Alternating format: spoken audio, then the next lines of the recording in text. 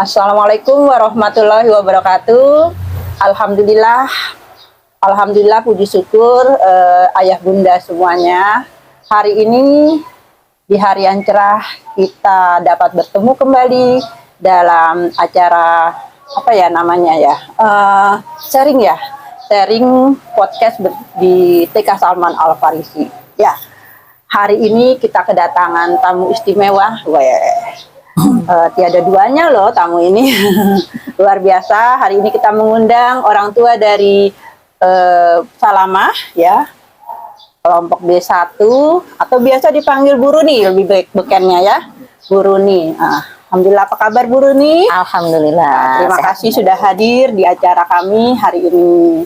Ya, mudah-mudahan kita bisa sharing ya yang hal-hal yang bermanfaat bagi untuk para penonton semua di sana. Oke. Bu Runi, ya. Langsung aja ya, karena kita juga udah kenal ya, nggak perlu banyak basa-basi kan. Yes, ya. Nah, di sini katanya Bu Runi untuk mendapatkan Salamah itu kan suatu anugerah yang luar biasa ya Bu Runi ya. Betul. Sekian tahun ya, penantian berapa tahun Bu Runi? 14 tahun. 14 tahun penantiannya. Menunggu seorang buah hati yang luar biasa. Alhamdulillah Allah berikan. Alhamdulillah. Karunia itu di tahun berapa ya selama lahir? Alamat akhir itu September 2018. 2018. Sekarang berusia 6 tahun, hampir 7 ya. 6 tahun 7 tahun. Gimana perasaan Bu Runi sebagai seorang ibu ya yang hampir ya Allah sempat mengalami up and down ya kehidupan. Itu bagaimana Bu Runi? Waktu pertama kali ngeliat tespek 2 ya, tespek 2 itu. Jadi antara percaya nggak percaya sebenarnya, karena kami udah di fase sudahlah kami emang udah hidup berdua. Walaupun doa minta anak itu tetap ada Bu, tapi sudah buat kami doa itu bukan untuk dikabulkan, tapi untuk ibadah aja. Nah, seperti itu. Jadi, nah ketika sudah itu disuruh ngasih orang tua juga dikira kamu udah periksa bidan. Belum, disuruh ke bidan dulu. Tapi akhirnya ternyata emang di tes kedua kali juga positif. Dan itu perasaan apa ya, antara bahagia dan agak khawatir juga. Oh, khawatirnya ada. Karena kami udah berusia, saya terutama waktu itu udah masuk 38. Di atas 35 ya. Karena kalau secara medis kan di atas 35 tuh anak akan resiko ini itu. Iya betul. Jadi ya akhirnya terima yang pasti gembira dulu, campur khawatir, campur deg-degan juga, karena sempat naik pesawat sebelumnya. Oh iya. Naik dalam pesawat. Kehamilan. Saya nggak tahu hamil. Oh, nggak tahu hamil. Yang tahu malah yang ini pemeriksa check-innya itu. Nah itu jadi kemarin tuh bagaimana gitu ya. Tapi ternyata alhamdulillah diperiksa sehat-sehat baik-baik saja dan bisa menjalani itu ya dengan penuh kekhawatiran, dengan kegembiraan, ya mudah-mudahan lahir sehat. Alhamdulillah sampai sekarang gitu. Lahir dengan kondisi normal ya. Normal dan diperkirakan sesar, alhamdulillah bisa normal juga. Alhamdulillah bisa normal juga. Biasa, benar-benar itu karunia yang bonus buat saya. Susah banget ya diungkapkan dengan kata-kata. Nah, betul. Dan kita sudah kenal lama ya Bu Runi ya, lama banget di sini. Kemudian kita juga selama berada di TK Salman Al Farisi juga makin dekat kita sama Salamah. Dan kita melihat perkembangan Salamah yang luar biasa ya. Awalnya kita ngelihat Salamah itu dari kecilnya itu agak-agak jutek gitu ya anaknya. Ya bener ya. Tapi sekarang luar biasa banyak banget perubahannya. Nah ini itu yang paling kita takjubkan itu mengenai itu Bu Runi, kosakatanya, cara pikirnya dia, nalarnya luar biasa.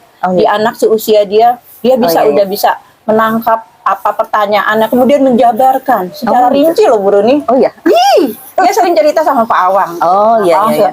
Nih kok Salamah sampai menjelaskan kalau dia misalnya pulang ke Tanjung Priok, betul. Berhenti di mana, kemudian ada gang, ada toko namanya apa, segala macam ya Allah. Padahal kita nanyanya cuma satu kalimat ya, penjabaran juga.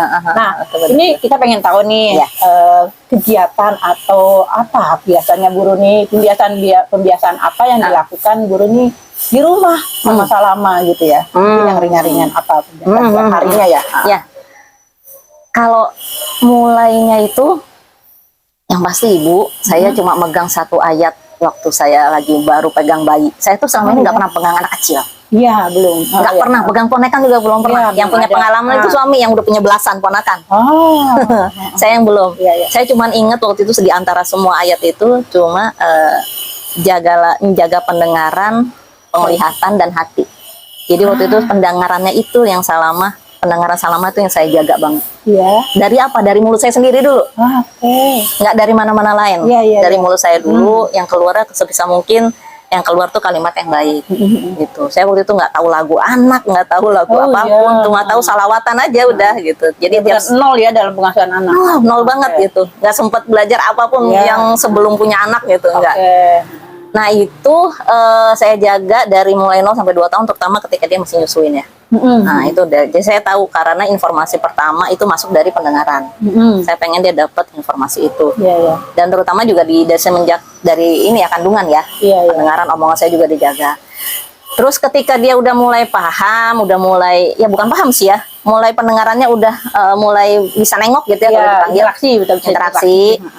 Saya ambil buku, saya ceritain setiap malam. Tiap malam itu. Tiap malam saya ceritain. Mau dia ngerti, mau enggak saya ceritain. Dari usia berapa tahun? Sekitar berapa ya? Ada setahunan kali, Masih Bu. setahun. Setahunan kali Masih ya. menyusui. Masih menyusui itu, setahun masih menyusui. Saya Salamah tuh full 2 tahun. Oke. Full 2 tahun. Usia 1 tahun, Bu Runi membiasakan membacakan cerita. Buku cerita pendek-pendek banget yang tebel-tebel. Waktu itu kan anak itu kan belum punya ini ya, belum bisa milih rutinitas apa. Jadi Iya, saya menciptakan rutinitasnya sendiri. Jadi sebelum tidur saya biasakan sebelum lagi nyusu tuh, lagi nyusu pas udah mulai riap-riap saya bacain buku. Pendek gitu. Iya. Terus kadang-kadang saya nyanyiin yang saya tahu bintang kecil ya bintang kecil saya nyanyiin Lagu tuh. masa lalu. Lagu masa lalu tapi nggak tahu lagu sekarang. Ya. Ya balonku ada 5 lah, Iya, yang bintang iya, kecil iya. lah, udah itu aja. Sambil kan kamar saya kan melihat ke hadap ke itu ya, langit, ada langit ya. Oh, Sambil keluar saya ya? keluar. Oh, Nah, malam itu jadi saya buka horden, saya kasih tahu bintangnya gitu. Oh, sambil dialog sama Salamah. Itu dan itu terus menerus Diajak dan ngobrol berarti. waktu itu masih satu arah. Oh. Ya satu arah aja. Iya, Jadi iya, dia cuma dengerin aja. Iya, iya. Kalau orang kayaknya males kali ya. Kalau saya tanya ibu-ibu yang lain, kalau ibu-ibu yang udah tidur aja gitu. Kalau saya enggak, saya enggak mau melewati masa sebelum tidur itu. Saya ceritakan kenapa saya bisa punya momen itu, karena saya punya momen yang sama dengan bapak saya. Oh, Masya Allah, ada pengalaman. Bapak saya punya momen ya ceritanya Itu juga. cerita si kancil sama bawang merah bawang putih. Oke. Sama iya. ada lumut dah tuh. Itu aja. Nah, jadi bapak saya juga bercerita sebelum tidur. Saya nggak paham waktu itu. Iya, Ternyata jarang bapak-bapak yang begitu. benar. Jarang sekali. Dan saya wariskan itu ke anak saya Oh, Masya Allah. sampai sekarang. Dan akhirnya sampai ketika dari 2 tahun itu kan 0 gadget tuh. Iya, no gadget juga 0 ya. gadget juga sama sekali. Jadi dia nggak saya kasih pilihan itu. Jadi saya megang gadget ketika dia sudah tidur. Itu kalau sempat, kalau lagi pas masih konsentrasi, kalau enggak ya udah. Jadi itu jadi mereka dia masuk kosakata itu dari situ. Jadi menjelang tidur itu ya. Kata itu. Itu rutin ya, Rutin setiap malam sampai sekarang. Oh, Masya Allah. Sampai sekarang, sampai nanti dia udah sekarang sih udah cenderung udah mulai baca sendiri ya, baca sendiri. Paling seperlunya aja kalau pas saya dia lagi pengen. Tapi agak sekarang gantian antara nonton sama baca cerita. Bagaimanapun saya tahu ini gadget ini nggak bisa sama sekali kita lepas. Tapi dalam pengawasan saya 5 menit 10 menit udah Menjelang tidur.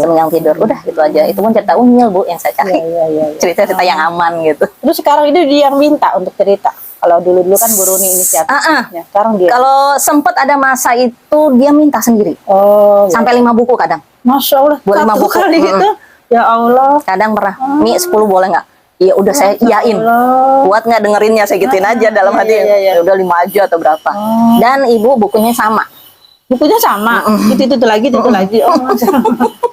Jadi Favorit berarti ya. iya, dan yang sebenarnya tantangannya bukan bacanya sih Bu, mengatasi rasa bosan di sayanya. Kan bukunya sama, diulang-ulang kan.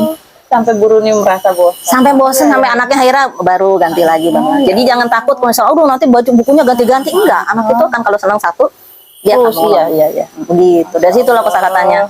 Sambil ya kalau misalnya lagi ketemu apa, saya kasih tahu ininya, apanya. Makanya ketika saya, nih Salamah tahu kaki ayam. Karena kaki ayam berapa nak? 4, emang 4? Iya kan Salamah ngitung katanya gitu. Jadi saya ajari dia untuk mengamati hal-hal kecil di depan dia. Iya. Saya ngeliatnya anaknya tuh sama indera tuh ngedapat informasi dari inderanya. Banyak kan dari luar. Kalau dari dalam untuk kreativitas dari dalam keluar dia belum. Tapi dari luar ke dalam dia dapat baru ide. Dari situ lah Bu, kosakatanya makanya berkembang meledak.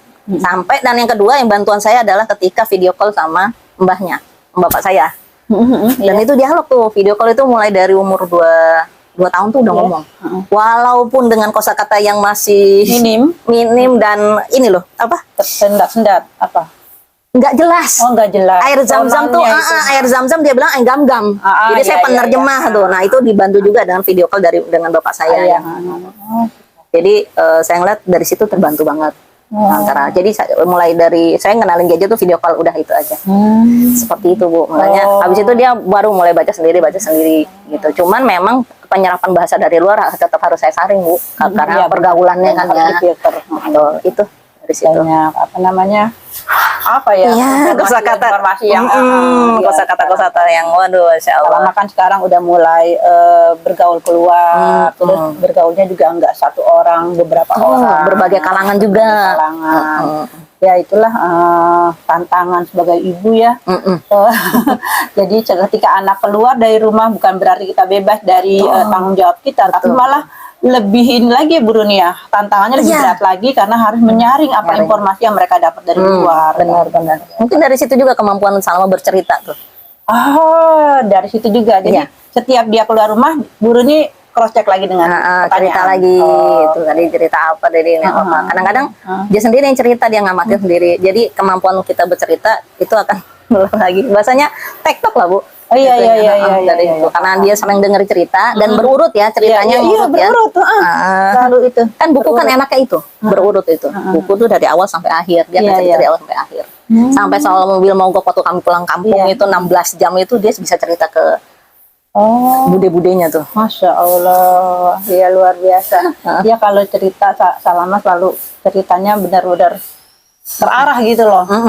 Dari situ. Iya. Makanya nggak akan terganti lah, jangan sampai udah ada gadget gitu, enggak. Buku itu akan membawa kita bicara secara terstruktur dari awal sampai akhir. Luar biasa ya, berarti sangat bermanfaat sekali ya Bunda ya. Sebuah buku itu walaupun satu judul itu bisa merekam, menyimpan memori yang jangka panjang. Anak itu bisa banyak yang terbangun dari kosakata, dari nalarnya ya Bu Runi. Betul, nalarnya. Kemudian alhamdulillah Salama juga saya lihat lebih dewasa di tengah. Saya suka ngamatin tuh Bu Runi dia berkumpul sama teman-temannya tuh. Dia lebih pendiam, nggak banyak ngomong. Cuman dia mengamati, dia kemudian membalikan dengan fakta-fakta yang jelas gitu, misalnya ini kenapa harus begini-begini, dia dengan itunya konkret gitu. Iya, betul. Ya luar biasa dengan buku ya. Oke. Alhamdulillah kita sudah menanyakan tentang kebiasaan-kebiasaan yang telah dilakukan oleh Salama sehari-hari. Nah kemudian yang terakhir nih Bu Runi, kayak yang luar biasa ini yang agak susah untuk orang tua membangun ya, anak-anak usia dini khususnya ya, kebiasaan sholat. Nah kebiasaan sholat ya. Kemudian Salama itu sholat dalam 5 waktu ya udah ya? 4. Oh, udah 4 waktu, 1 waktu. Asarnya tidur, sering tidur. Dan itu sering dilakukan di masjid dalam kondisi apapun ya. Mau hujan, mau panas, mau apa dia berangkat. Itu gimana Bu Runi? Masjidnya gimana? Kalau yang saya paling ingat Bu Mehli, saya lupa ya pas lagi ikut kajian siapa. Pemateri nanya. Tapi Salama udah lahir? Udah lahir waktu itu, masih bayi. Siapa di sini yang ibu-ibunya kalau dengar adzan gembira? Saya nggak bisa jawab waktu itu. Karena saya kan, namanya emak-emak ya kalau dengar adzan, aduh, ya nanggung itu. Ternyata kita ngajarin ke anak kalau adzan harus gembira. Tepuk tangan katanya gitu. Saya lupa, mohon maaf ini pembicaraan saya lupa. Apa Ustadz Hari Santosa, apa Ustadz Salim Afila, saya lupa. Gembira. Sejak saat itu, setiap adzan terdengar dari masjid, saya di hadapan Salama yang waktu itu masih diboncer. Ya azan lah, gembira, ayo adzan. Gitu. Saya langsung tangannya saya ajarkan sholat. Ini Allah Akbar, sholat. Sampai Bu, satu momen di mana dia tidur ngigonya, bangun cuman duduk, matanya sambil merem. Tangannya tapi sambil Oh gitu? Iya. Merem. Ngigonya sholat. Tapi posisi tidur. Posisinya duduk dia Oh, dari Masya tidur terus Allah. bangun dulu, terus habis itu tidur lagi. Saya cuma perhatiin, cuma waktu itu saya nggak itu kamera ya, Iya, iya. Oh. sampai dia ngigo itu. Jadi kalau misalnya suami saya juga ngobrol, salam ada nak, sholatnya gimana, langsung dia tangannya begini Usia aja. berapa tahun tuh? Masih di boncer ya Bu ya, masih di bawah 1 tahun. Oh, oke. Di bawah 1 tahun. Baru bisa duduk ya? Udah bisa duduk tapi di boncer. Jadi semenjak itu saya ajarkan dia dan mengajarkan diri saya sendiri sebenarnya juga untuk gembira mendengarkan adzan. Nggak cuma waktu Ramadan aja gitu kan. Nah dari situ akhirnya, terus saya kalau sholat, namanya waktu itu nggak ada orang tua ya Bu, nggak ada siapa-siapa saya jaganya. Jadi tiap saya sholat ini bagaimana caranya? Saya sholat, salamnya saya taruh di boncer. Saya perlihatkan dia saya sholat. Terus dia kan agak rewel.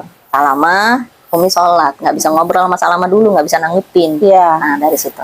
Terus dia menyaksikan saya tiap sholat 5 waktunya gitu. Dari situ aja. Oh di situ aja. Melihat jadi ya. Jadi dari melihat dari kecil sampai akhirnya momen dimana dia udah mulai ngikutin saya sholat dengan sebisa-bisanya dia di samping saya. Waktu umur 1 tahun lebih itu dia sampai belum bisa jalan kan. Sebenarnya belum bisa sih, nggak berani. Saya sampai gini, Salama, kalau Salama bisa jalan, nanti Umi beliin mukena.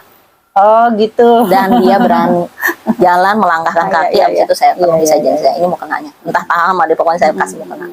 Dan sejak itu dia sholat. Dan kalau untuk ke masjidnya saya nggak tahu Bu. Waktu itu saya bangun subuh, saya nggak bangunin dia. Nangis dia, katanya mau bangun subuh. Pengen ke subuh, terus sholat ke masjid. Sama Abi mau. Abi dia berangkat tiap hari. Masya Allah. Seperti itu Bu. Jadi dan sampai sekarang, cuma memang kadang-kadang saya selipkan dialog, kenapa kita harus sholat nak? Kan Salama udah punya mata, udah punya gigi, udah punya rambut, itu terima kasih kita sama Allah. Kenapa? Saya nggak pernah kasih kesini ini kan Bu, nggak pernah saya kasih ini kalau sholat ini dapat sekian, dapat sekian, enggak. Ini terima kasih kita, betul. Ini terima kasih kita sama Allah dan supaya kita disayang Allah. Udah. Masya Allah. Oh gitu, sederhana ya? Udah itu aja. Sederhana, nggak pakai apa namanya apa ya iming-iming yang tinggi biasanya orang-orang kalau sholat dicabut, kalau nggak dikasih ini ada ancaman-ancaman seperti itu biasanya ya? Iya, biasanya diancam-ancam ini enggak. Justru yang seperti ini yang bisa konsisten betul. Baik. Cuman memang tangki cintanya kalau kata Dokter Aisyah Dahlan, tangki cintanya harus full dulu. Apa? Tangki cintanya. Iya. Jadi bahasa cinta dia ditemeninnya, dialognya, baru dia ngikutin kita bisa tanpa perintah apa. Paling kita suruh sedikit aja dia udah bergerak. Oh, tangki cintanya jangan sampai hilang, kosong gitu, penuhi aja. Kalau dia bahasa cinta dia saya tahu ditemenin. Oh, intinya di situ. Ditemani dan saya rela tuh udah nggak apa-apa, nggak masak waktu itu ya nggak masak nggak apa-apa, saya temenin dia main seharian. Nah semenjak itu tuh baru dia bisa ngikutin saya. Artinya gini Bu, ketika kita nemenin anak, ngikutin anak waktu kecil, balasannya Allah tuh bukan uang memang, tapi dia akan mengikuti kita saat udah mulai besar. Kayak gitu. Jadi jangan dilihat materi. Materi mah dibanding sama yang orang yang kerja kantoran mah jauh lah Bu. Gitu, seperti itu Bu. Alhamdulillah. Sampai sekarang ya, PR-nya masih panjang ya Bu ya, kan sampai besar nih. Tapi sampai sekarang 7 tahun ini sudah. Tapi pondasinya insya Allah udah mulai kuat. Yang penting pondasi di usia 0 sampai 7 tahun ya. 0 sampai 7 tahun yang lebih kuat. Masa kritis. Biasanya peranan ibu sangat penting sekali. Betul. Nah kemudian ini kaitannya satu lagi mungkin alasan memilih TK Salman apa itu ya? Kenapa? Apa karena program? Saya kan tahu TK Salman ini dari mulai dikontrakan tuh Bu. Ibu masih dikontrakan, masih yang dulu itu, masih yang belum di sini dah, yang belum di sini. Emang iya? Iya, saya udah tahu. Saya nyari tahu Bu Meli di mana. Oh di sebelah sini. Terus saya saya beli tanah baru nih, beli di sini. Oh baru lagi saya ngikutin itu Bu. Oh gitu. Saya cari tahu dari ibu-ibu yang kan saya punya anaknya masanya beda nih Bu. Saya nanya sama ibu yang ke sekolah di sini. Kemudian sistemnya beda sentra. Saya punya guru ngaji dulu waktu itu punya sistem sentra juga waktu itu di Tebet. Saya kejar ke sana. Sistem sentra tuh kayak gimana? Kayak gini Run, ini dari gini. Anak itu nggak harus cari sistem. Jadi memang panjang Bu. Nggak tiba-tiba saya ketemu. Saya kira karena kenal tetangga di sini. Enggak. Jadi saya memang studi salah satunya, ditambah saya juga oh ternyata di sini sentra juga. Udah, Masya Allah. saya nggak ada. Itu. Dan saya nggak ngelihat sekolah-sekolah lain loh Bu. Iya, iya. Nggak banding-banding, nggak. Oh, nggak ada dibandingkan. Enggak. Dan saya sudah persiapkan biayanya dari sebelum salam ada. Luar biasa, alhamdulillah, benar-benar itu ya. Planningnya mateng. Panjang Bu, panjang. Ya. Betul, jadi nggak tiba-tiba. Ya artinya saya nggak pernah percaya sama yang sistem dididik untuk didadak itu, mendadak itu nggak ada. Oh gitu, jadi jauh-jauh hari ya. Jauh hari. Informasi lah minimal ya. Tuh. Ya Allah. Gitu. Oh, Masya Allah. Jadi Tahu saya. jadi karakter saya tahu, oh ini karakternya anaknya bisa kejaga. Soal hafalan, soal dia sholat 5 waktu masih bisa dikejar. Dan itu tanggung jawab saya bilang. Nah, soal karakter ini saya nggak mau ketika udah saya bentuk rusak sama lingkungan. Malah tadi saya nggak mau loh Bu sekolah di mana-mana beneran deh. Oh gitu. Saya saking saya mau nggak mau anak saya tuh rusak bahasanya gitu, tapi nggak bisa, nggak bisa anak kita kekang gitu. Suatu saat dia harus keluar. Karena kalau udah rusak susah memperbaikinya. Tapi ya itu fungsi orang tua lah. Buat iya benar. Itulah tugas orang tua yang benar. Benar. Tanpa ada sekolah, tapi orang tua harus membangun anak-anak ini bagaimana nih caranya.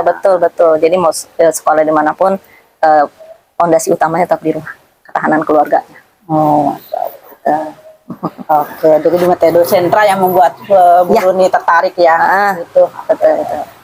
Baik, masih ada waktu mungkin ya sedikit lagi ya Mang Eris ya. Untuk statement terakhir mungkin di sini kita mau minta kesan tip-tip apa ya yang Bu Runi bisa share untuk para pemirsa di sana ya. Tanya dalam pengasuhan anak di zaman sekarang nih Bu Runi ya. Zaman sekarang apa kira-kira orang tua perlu apa yang perlu dipersiapkan? Oh ya, yang perlu dipersiapkan pertama paling nggak ya, kalau dari pengalaman saya pribadi, ketika kita harus tahu bagaimana cara membahagiakan diri kita sendiri dengan cara yang mudah, tanpa harus mahal, tanpa harus keluar. Sederhana ya? Ya, sebenarnya itu. Jadi kalau harus keluar, harus ada biaya, itu kayaknya bukan nambah healing tapi nambah pusing. Oke, benar. Gitu. Jadi harus tahu tuh, dan itu udah harus selesai dari sebelum nikah Bu. Oke. Jadi saya sudah, ya alhamdulillah ya, waktu saya kuliah sekolah, dari mulai sekolah SMP saya masuk organisasi dari SD, bahkan SD itu udah ketua kelas, SMP OSIS, SMA di Rohis, ya, di kuliah di Senat gitu. Saya sudah puaskan itu semua. Memang kuliah agak mundur lulusnya, tapi saya udah puas. Saya udah nggak terlalu kepengen lagi ngeliat dunia luar lagi gitu. Udah cukup, jadi nggak kepengen kesana kemari. Nah itu, dan kita harus tahu bagaimana kita mengelola emosi, itu modal paling penting lah. Jangan sampai ketika kita marah sama A, tumpah ke anak, marah sama B, tumpahnya ke anak. Karena kenapa? Anak kan nggak ngelawan kan? Nggak ngelawan. Nah itu saya jaga banget antara mulut, walaupun kadang-kadang kelepasan juga, tapi nggak jadi kebiasaan. Gitu aja. Jadi itu yang mudah-mudahan. Jadi mau pendidikan, jangan takut. Saya cuma SMA sama SMP, nggak begitu. Pembelajaran kan seumur hidup. Gitu aja. Alhamdulillah, luar biasa closing tadi yang telah disampaikan Ibu Runi. Mudah-mudahan membuahkan hasil, menjadikan sebuah motivasi lagi kepada para ibu-ibu muda khususnya ya, untuk dapat terus membimbing, mendampingi para putra-putrinya menuju hari yang lebih, apalagi ya, lebih sukses ke depannya ya. Ya sukses dalam segala hal khususnya. Oke, mungkin itu saja pertemuan hari ini. Kita ucapkan terima kasih kepada Bu Runi. Terima kasih jazakallahu khairan. Mudah-mudahan ilmunya, semua sharing-sharing yang Bu Runi sampaikan bermanfaat. Amin, insyaallah. Terima kasih. Wassalamualaikum warahmatullahi wabarakatuh. Waalaikumsalam warahmatullahi wabarakatuh.